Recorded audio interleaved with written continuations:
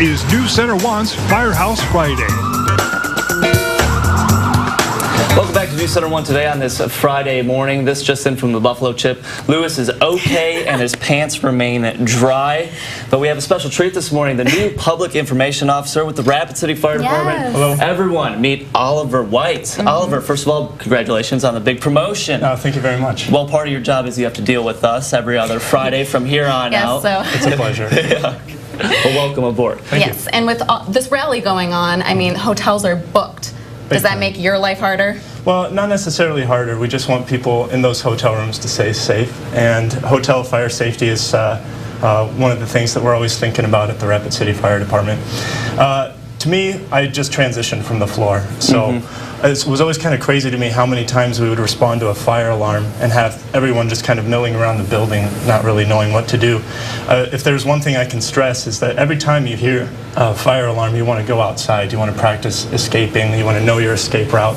And just as long as you get that built into your system to go outside every time you hear a fire alarm, then you're not kind of training yourself not to respond in an emergency.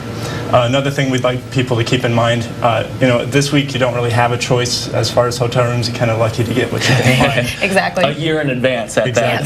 Yeah, but if you have a choice, try to choose a hotel with fire sprinkler protection.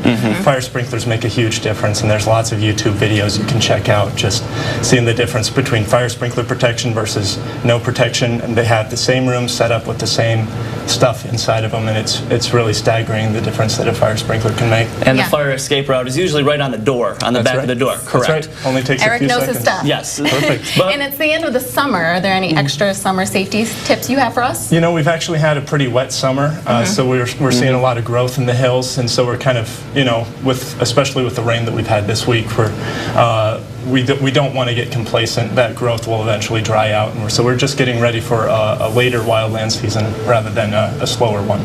Now I'm sure you've noticed, and it's affected your work, but we have an extra 500,000 people in town for the rally. How's the week been for you guys?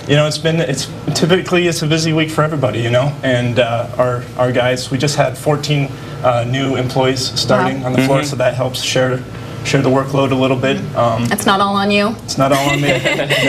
No, and with Brent Long going back to the floor in this position, I think it's safe to say that Rapid City's now safer. All right, Yes, I think so. Thank you very much, Oliver.